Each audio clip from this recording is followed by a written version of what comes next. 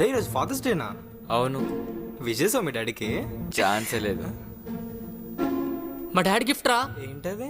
IPhone రా. అరే ఐఫోనా? అరే సూపర్. నన్ను చూడండి రా ఫస్ట్. అరే జాగ్రత్త రా ఫోను. అరే ఆగరా. అరే ఫోన్ అదిరిపోయిందిరా కదా. అరే ముందర పోవేది నా చూడు.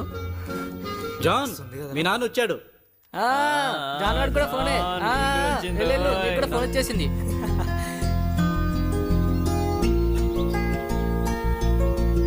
హాయ్ రా. హాయ్ నాన్న, నాకోసం ఏం తెచ్చారు? ఇదిగో నేను నీకు ఇచ్చే అమూల్యమైన బహుమతి ఇది. వావ్, చాలా బాగుంది. జాగ్రత్త. ఓకే నాన్న, బాయ్ బాయ్.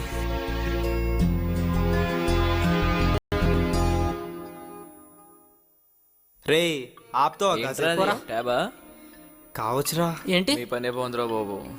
మీ ఇంట్లో నుంచి గిఫ్ట్లు వస్తున్నాయి, నాకేమో తిట్లు వస్తున్నాయి. ఓపెన్ చేయరా. ఓపెన్ చేసి ఐప్యాడే చూద్దాం. ఉంటుంది. నిజంగా ఐప్యాడే ఖచ్చితంగా.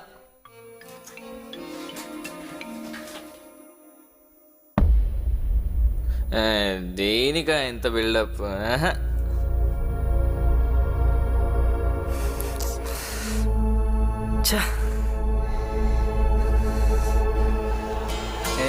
ఎవడు అట్లా అనిపించిందిరా? ఏ కాదు అనుకుంటే. అరే జాన్, ఈవినింగ్ షాపింగ్ వెళ్దాం రా. షాపింగా? అవునా, సరే డాడీకి ఫోన్ చేసి వస్తా. అన్న కొంచెమే పెట్టన్నా.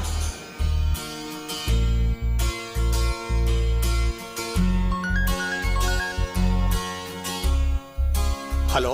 హలో, ఎలా ఉన్నారా? బాగున్నా. నేను ఇచ్చిన బైబిల్ నువ్వు చదువుతున్నావా?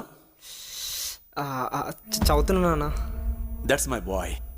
నాన్న, అది కాలేజ్లో సెమినార్ ఉందన్న. ఒక 3,000 రూపాయలు కావాలి నాన్న. అంటే కొత్త డ్రెస్ కొనుక్కోవాలి. కీర్తన గ్రంథం 1వ అధ్యాయం చదువు. అది కాదు నాన్న. సరేరా, నాకు కొద్దిగా పని ఉంది, తర్వాత ఫోన్ చేస్తాను.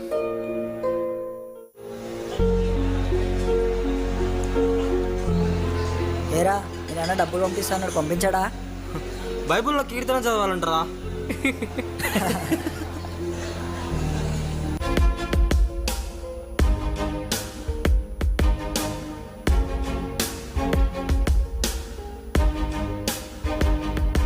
హలో.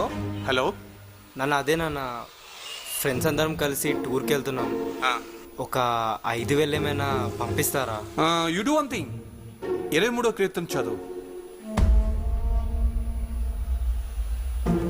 ఏ వద్దురా, ఇవన్నీ వేస్ట్. ఏరా మీ నాన్న డబ్బులు ఇస్తా అన్నాడా, లేకుంటే మళ్ళీ ఏదైనా కీర్తన చదవమన్నాడా?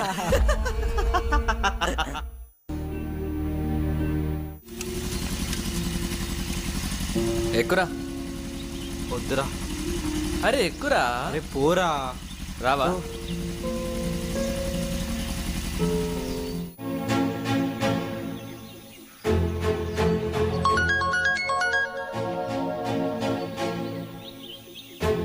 నాన్న, నాకు బైక్ కావాలి నాన్న. బైక్ ఎందుకు?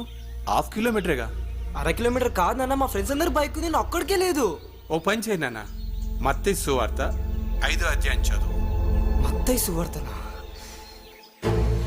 ఛీ!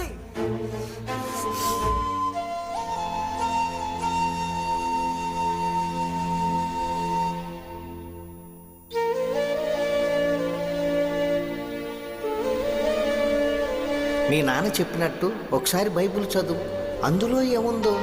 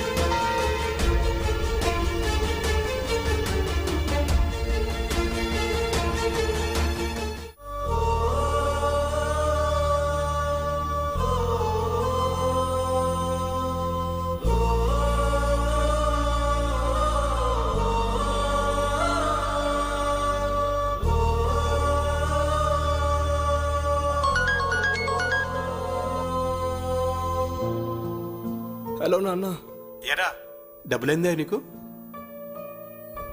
నాకు డబ్బులు వద్దు నాన్న, ఏంటి? రిటర్న్ పంపించేస్తున్నా. అదేంట్రా, నువ్వే కదా డబ్బులు కావాలని అడిగింది. కానీ ఇప్పుడు వద్దు నాన్న. ఏమైందిరా నీకు? ఏం కాలేదన్న,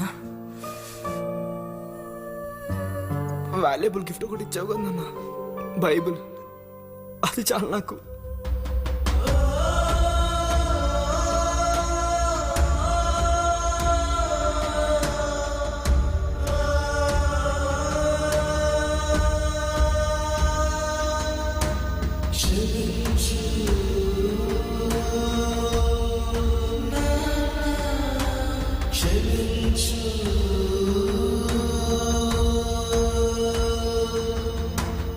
ఫ్రెండ్స్, కొడుకును ప్రేమించినటువంటి తండ్రి బైబిల్ ఇచ్చిన కారణం తెలుసా?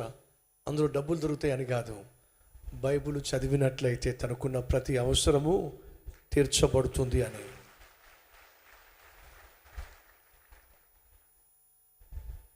ఈ లోకంలో ఉన్న తండ్రే కొడుకును అంతగా ప్రేమించి తనకు కావలసిన ప్రతి అవసరము తీర్చేటటువంటి ధనాన్ని బైబిల్లో దాచిపెట్టినట్లయితే, నిన్ను నన్ను ప్రాణంగా ప్రేమించిన దేవుడేమో ఈ బైబిల్లో సకల ఐశ్వర్యాన్ని దాచిపెట్టాడు. నీకు శాంతి సమాధానం కావాలా? ఈ బైబిల్లోనే దొరుకుతుంది. సుఖము సౌఖ్యము సమాధానం కావాలా? బైబిల్లో దొరుకుతుంది. జ్ఞానం కావాలా? తెలివి కావాలా? వివేకం కావాలా? బైబిల్లో దొరుకుతుంది. నీ కుటుంబాన్ని ఎలా కట్టుకోవాలని తెలుసుకోవాలనుకుంటున్నావు? బైబిల్లో నీకు దొరుకుతుంది. ఎలా ప్రేమించాలో, ఎలా క్షమించాలో, ఎలా దాక్షిణ్యములు చూపించాలో బైబిల్లో దొరుకుతుంది. నీకు ఏది కావాలి ఈరోజు, అది బైబిల్లోనే దేవుడు దాచిపెట్టాడు. దేవుడు దాచిపెట్టినటువంటి సకల ఐశ్వర్యాలను, ఆశీర్వాదాలను అనుగ్రహించే బైబిల్ను నిర్లక్ష్యం చేసి ఈ లోకంలో ఎక్కడ తిరిగినా సరే నీకు కావలసిన సమాధానం దొరికే ప్రసక్తి లేనే లేదు.